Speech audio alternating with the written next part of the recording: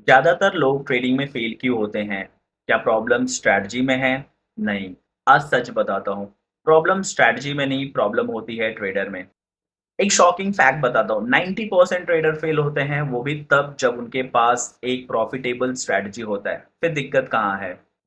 Market कोई video game नहीं है, जहाँ पे आपको कोई हैक मिल जाए और बहुत सारा पैसा बरसने लगे। मार्केट एक मेंटल गेम है जिसमें 10 से 20% स्ट्रैटेजी वर्क करता है और 80 टू 90% आपका डिसिप्लिन, आपका मनी मैनेजमेंट और आपका साइकोलॉजी वर्क करने वाला है। ज़्यादातर ट्रेडर्स क्या करते हैं, एक स्ट्रैटेजी फेल हुई तो दूसरी पकड़ ली, दूसरी फेल हुई तो तीसरी पकड़ ली, बट रिजल्ट कहाँ है? कभी भी एक भी सिस्टम को प्रॉपर्ली ट्रेड ही नहीं किया। बहुत सारा स्ट्रैटेजी रखोगे तो बहुत सारा चांसेस है फेल होने के, बहुत सारे चांसेस हैं अलग-अलग तरीके से लॉस लेने के। एक 40% विन रेट वाली स्ट्रैटेजी भी आपको प्रॉफिटेबल बना सकती है अगर आप छोटे लॉसेस रखो और टारगेट को बड़े रखो। ट्रेडिंग प्रेडिक्शन गेम नहीं है, ट्रेडिंग प्रोबेबिलिटी एंड डिसिप्लिन का गेम है। चलो सीधा पॉइंट पे आते हैं और बात करते हैं कि ट्रेडर्स फेल क्यों होते हैं। पहला है रिस्क मैनेजमेंट। कभी छोटा स्टॉप लॉस लिया, कभी बड़ा स्टॉप लॉस लिया, कभी एक ही ट्रेड में पूरे पैसे लगा दिए। कोई प्रॉपर प्लानिंग नहीं होती, कोई प्रॉपर रिस्क मैनेजमेंट नहीं होता और इसी की वजह से होता है बहुत बड़ा-बड़ा लॉस।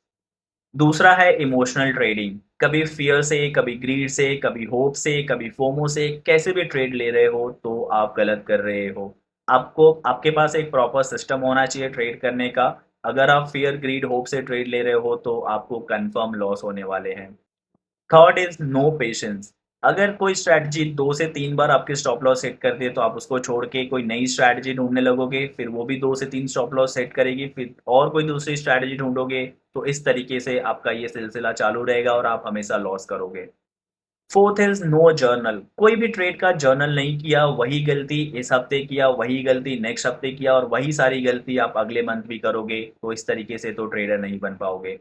तो गलतियाँ सुधारनी है तो अपने ट्रेड को जर्नल करो सो दैट आपको पता चले कि आप कहाँ गलत हो। And last is unrealistic expectation.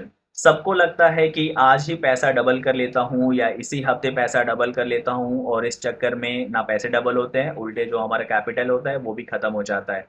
भाई ये ट्रेडिंग है, ये मार्केट है, ये ऐसा कोई स्कीम नहीं है जिसमें आप रातों-रात अमीर बन जाओगे या फिर आपका एक ही दिन में पूरा पैसा डबल हो जाएगा। तो कुछ रियलिस्टिक एक्सपेक्टेशन रखना स्टार्ट करो, अनरियलिस्टिक एक्सपेक्टेशन रखोगे तो हमेशा लॉस में ही रहोगे।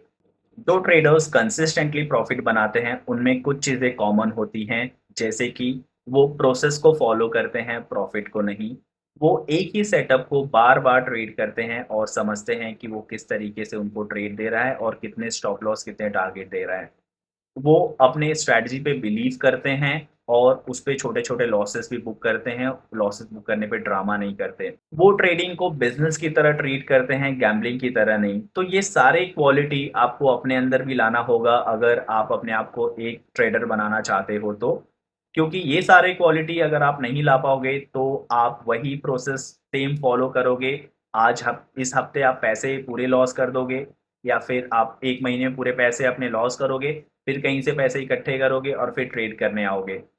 अगर तुम बार-बार अपने स्ट्रैटेजी को ब्लेम कर रहे हो, तो बंद कर दो और अपना नज़रिया बदल दो। क्योंकि गलती स्ट्रैटेजी में नहीं, गलती तुम्हारे अंदर है, तुम्हारी डिसिप्लिन, तुम्हारे सेल्फ कंट्रोल, तुम्हारे ट्रेड करने के तरीके में है। तो अपने तरीके बदलो, अपने स्ट्रैटेजी को मत बदलो। ट्रेडिंग में जीतने के लिए तुम्हें मार्केट को नहीं, खुद को बीट करना पड़ता है। अगर ये वीडियो पसंद आया है तो लाइक करो, चैनल को सब्सक्राइब करो और कमेंट करके ज़रूर बताना कि आपने अपने ट्रेडिंग से क्या-क्या सीखा है। अगर ये मिलते हैं नेक्स्ट वीडियो में, तब तक के लिए डिसिप्लिन के साथ ट्रेड करो, कैपिटल को प्रोटेक्ट करो और मार्केट को अपना जुनून नहीं, अपना प्लान बनाओ।